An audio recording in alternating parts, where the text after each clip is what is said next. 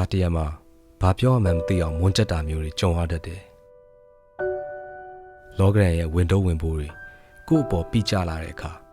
ခြေကုံလက်ပန်းကြရတယ်ရင်ထဲပိတ်လောင်နေတဲ့ခံစားချက်တွေကိုဘယ်လိုဖွင့်အံ့ရမလဲ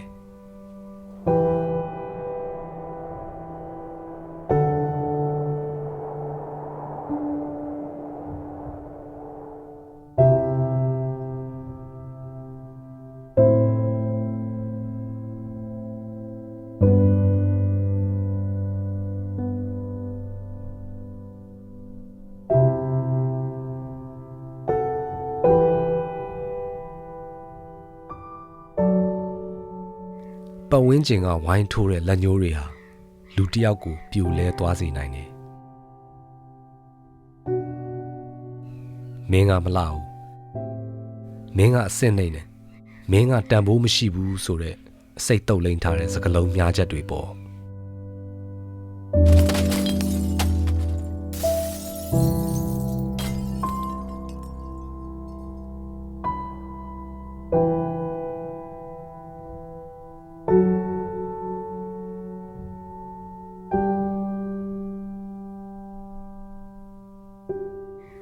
ကိုရွေးရဲ့လမ်းကိုရှောက်နေပေမဲ့လည်းပန်းနိုင်တွေကဘယ်မှာလဲတကယ်ချင်းတွေကအဆင်ပြေရလားခဏခဏမေးတယ်ဒါပေမဲ့အပေါ်ရန်ဟန်ဆောင်ပြုံးတွေရဲ့နောက်ွယ်ကစိတ်ထိခိုက်မှုတွေကိုဘသူတွေကတကယ်နားလည်ပေးနိုင်ပါလဲ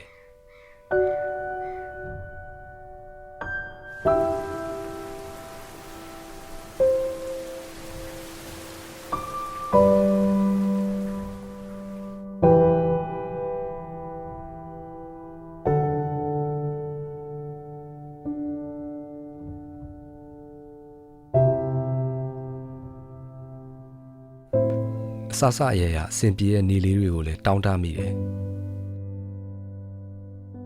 မိသားစုကိုပဲအမြဲဦးစားပေးရင်ကိုဂီးဆိုင်ဖို့မေးလာတတ်တယ်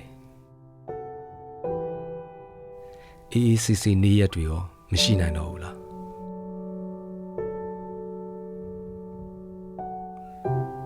ဒီမီးဖို့ကြောင့်လည်းအိမ်မှုကိစ္စတွေထဲမှာပဲဘဝကုံဆုံးသွားရတော့မှာလား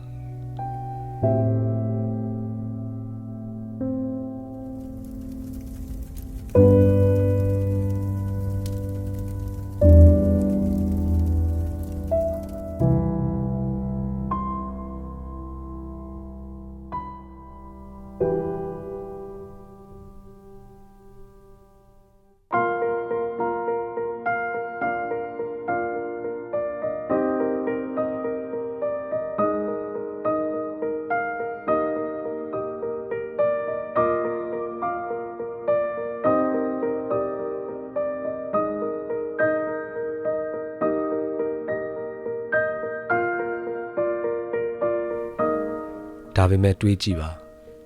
ဒီလိုဖြစ်တာကိုတယောက်တည်းမဟုတ်ဘူးလူသားတယောက်မှာမိခိုးစရာခိုင်မာတဲ့ပခုံးတစ်ခုဒါမှမဟုတ်ဆွဲထူပေးမဲ့ကျင်နာတဲ့လက်တစ်ဖက်ဒါမှမဟုတ်နားလည်မှုပြည့်နဲ့နားထောင်ပေးမဲ့နားတစ်စုံတော့လိုအပ်ကြတာပဲမဟုတ်လား